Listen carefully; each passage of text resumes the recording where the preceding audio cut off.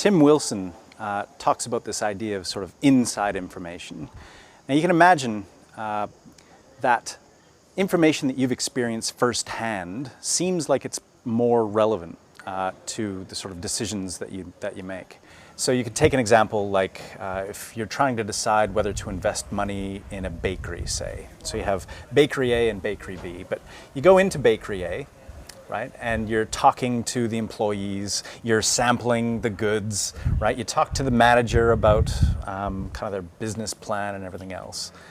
But you don't do that for Bakery B, right? Bakery B you just read about in a newspaper or some report or something.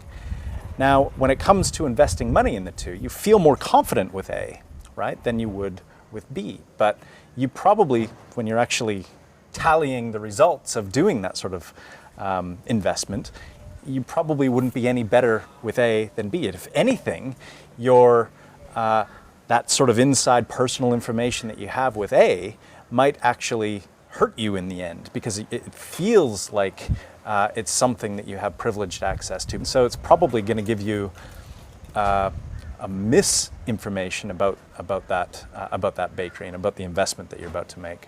The same holds for job interviews, right? Absolutely. So yeah. we think we can spend 10 minutes with a person and we'll be able to predict exactly what kind of employee they'll be. So, oh yeah, she was very confident. I think she'll be able to lead a team very well. Or I'm not so sure about her. You know, she was unsure of herself, and I don't think she's the best fit for this organization.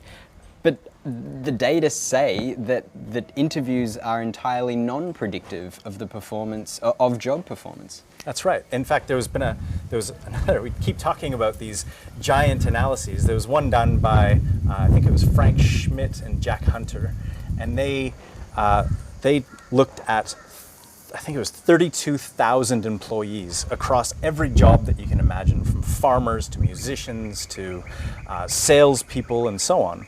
And they actually tried to figure out, so they did the experiment to see how people would predict that people would do, the employees would do in a particular job, and how they actually did after the fact on the basis of these interviews.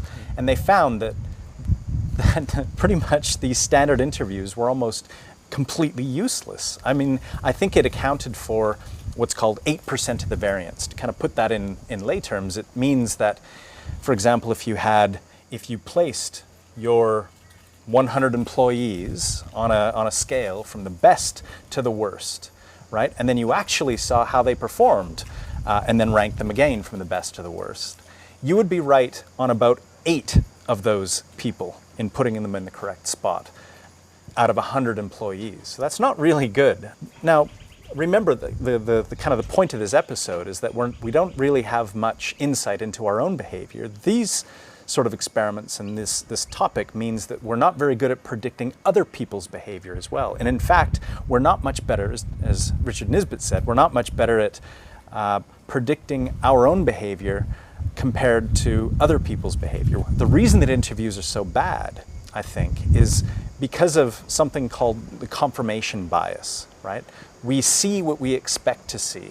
So when you're interviewing a job applicant, you've read their CV, you've read their resume, you have a pretty good idea of whether you like the person or not before they even enter the room. And then when they enter the room, you ask them questions. The thing you ask them is kind of going to be consistent with what your expectations are. So the question might be, are you a strong leader? Exactly. So are you a strong leader? You only ask them about the things that will confirm your beliefs. So the very questions that you ask are only going to be ones that make them look better, that they might respond well to. And that's why these sort of standard interviews are so bad.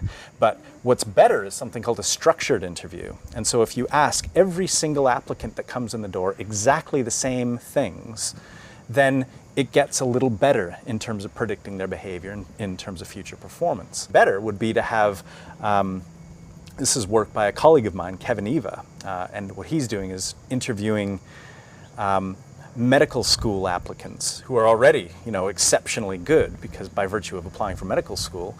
But what they found is that if they asked people in different rooms, in different scenarios, you have different people that are asking these same people different things, completely independent of one another, then that is even better than a structured interview. So the same person asking this, you have different people asking very structured sorts of questions, and that even gets you a little bit further. The sort of standard interview that we're used to, that most of us have had kind of throughout our careers, is virtually useless, I think. I think it's also true that the best predictor of future behavior could be the past behavior. So yes, you could do a structured interview, but even better might be to get sort of standard measures of people's performance in the past. So whether you're trying to select a job applicant or even a roommate, how in the past have they paid their rent on time? In the past have they had good performance evaluations and good outcomes, things that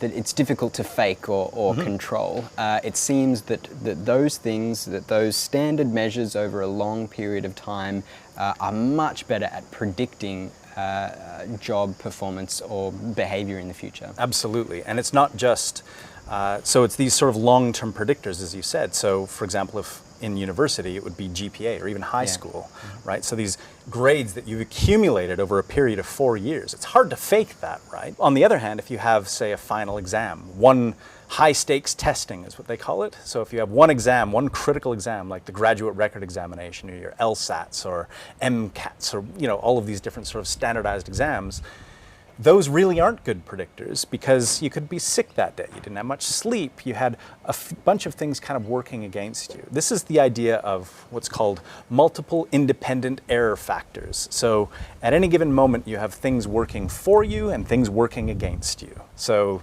yep, I missed my alarm. I missed the bus. I didn't eat breakfast. All of these kind of things that just kind of happen randomly kind of work against you, and it kind of produces the worst test taking. Your neighbors were up the night before and they kept you up, and you just studied all the wrong things, it seems like. And that kind of, it works in the other way as well. I mean, in some cases, everything's going to work for you, right? So you had, you know, just the best sleep, you had the best meal, you studied just the right things, but again, in every circumstance, it's when you take sort of long-term behavior, then it's very unlikely that everything's going to work for you or work against you all at once, right? Because there are many times for these things to kind of rear their heads. But on a one trial task, like a single test, then yeah, you're at the whim of all sorts of things that could, which is why it's not a very good predictor of future performance. What do you think the upshot is then if we don't have much of an insight into our own behavior or the behavior of others? Well, the title of this episode is called Know Thyself. And I think that's fairly apt. One of the other titles that we covered is the title of Tim Wilson's book called Strangers to Ourselves. And I think you're going to see this theme sort of playing out throughout the entire course. And we'll see in the next episode, for example, that we have to resolve this, right? If we have no insight into our own behavior, into why we do the things that we do, and we saw in the last episode that the way that the world works may not be exactly as it seems, right? So seeing, hearing, remembering all involve considerable knowledge and so on, and we're kind of being swayed by any sort of factors whatsoever, whether media reports and everything else. That's a problem. Right? So what are we going to do about that? I mean, if we don't even know when it's happening and these things are actually operating, then what? Right? And I think we can get there, but it's going to take a little bit of work.